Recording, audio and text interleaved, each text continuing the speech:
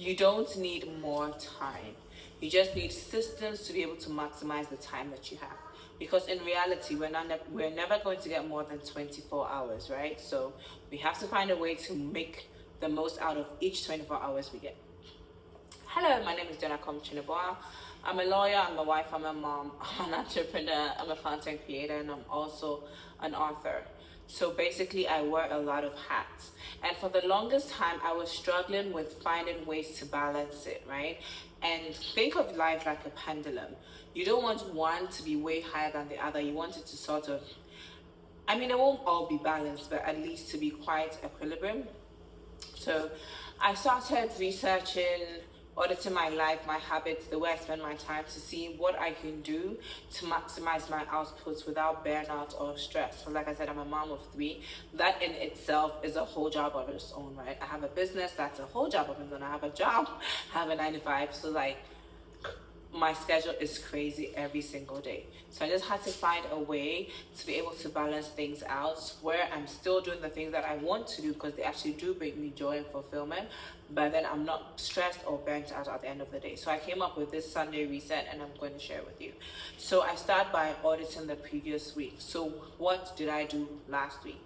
How did I spend my time? What habits did I let go of or start? What did I do as opposed to what I wanted to do, right? Just basically just an audit of how it went, the things I could have improved, what I wanted to do that I wasn't able to do, and stuff like that. So that's the previous week's audit. Then the next thing is I clear my mind. So I've categorized it into work, family, relationships, finances, and then personal, right? So my personal goals, aspirations, stuff like that. So I categorize it and then I just clear out my mind, just write it down. So under work, was I able to achieve? What wasn't I able to achieve? What could I have done better?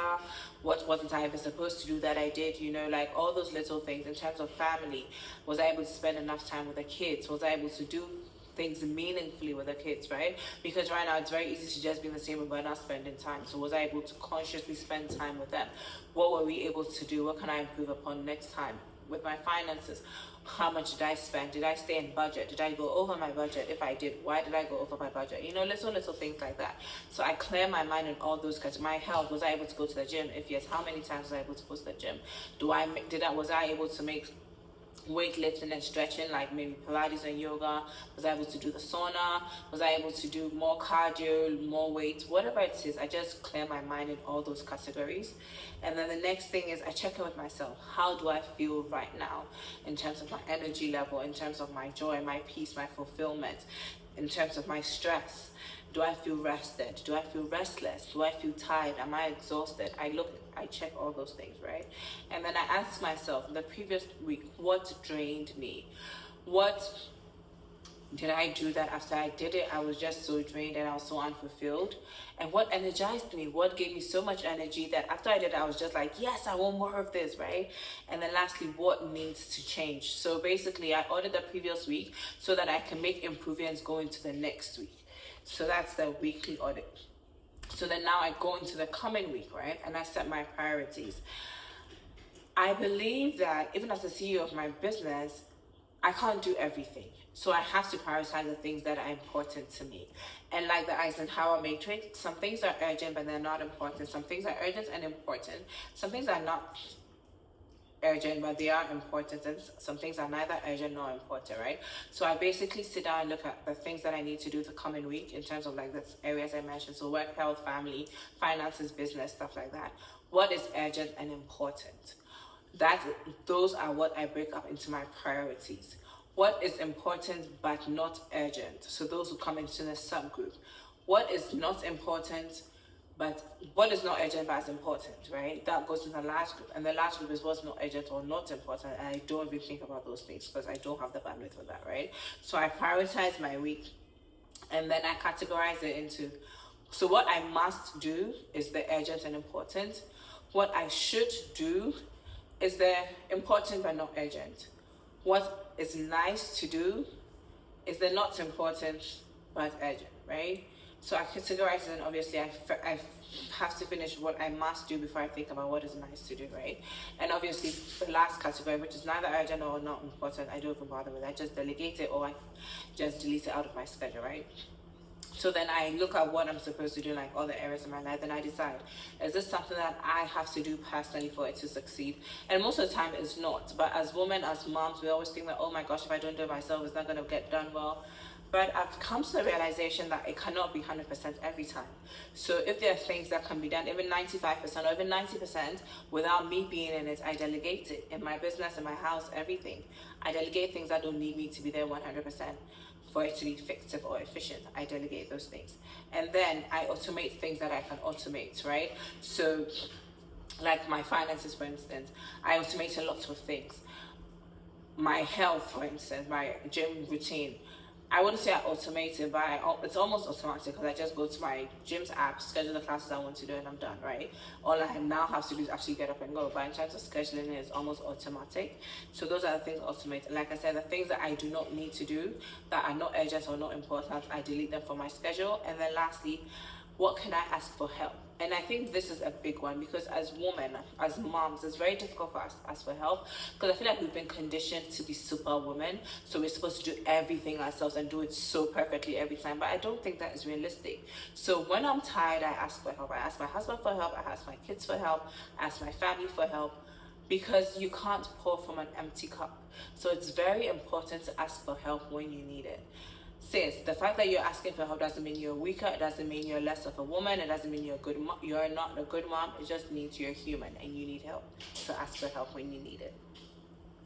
Anyway, so then I go on to what I'm going to do to protect my energy this week. Because like I said, this whole exercise is an exercise of intentionality where you're actually going into every new week with intention so that all the 52 weeks of the year culminates to give you a successful 2026, right? So the next thing is, how do I protect my energy this week in terms of my sleep? How many hours am I going to sleep? How am I scheduling it? And what am I doing to make sure I get those hours of sleep? My exercise, how many times am I going to the gym? Yes, like I said, I have businesses, I have kids, I have a family, so then things don't always go as planned. I get that. But then even though things don't go as planned, what am I putting in place? So let's say I wanted to go to a 7 a.m. class or it didn't work. Maybe I can go for a 7 p.m. class, right? Those are the things that I'm talking about. And then I started scheduling one moment just for me. As a mom, it's so difficult to have me time. Like, I don't know if you heard my son was just calling me. Like, it's so difficult to have me time. But I've decided that once a week I'm going to do something just for me. So it can be a mani-pedi session. It can be a spa date. It can be just me sipping on my favorite drink, watching my favorite movie. It can be just me reading my favorite, but whatever it is, just a just for me moment, right? And then one small joy I'm chasing this week, like I said, maybe meditation, maybe it's a yoga class, maybe it's, I don't know, a favorite coffee drink, whatever it is, just something small that just gives you a pocket of joy during the week, right? And then weekly intention. So what is my intention for this week? Right, let's say my intention is to create 10 pieces of content, or my intention is to hit this KPI in my business.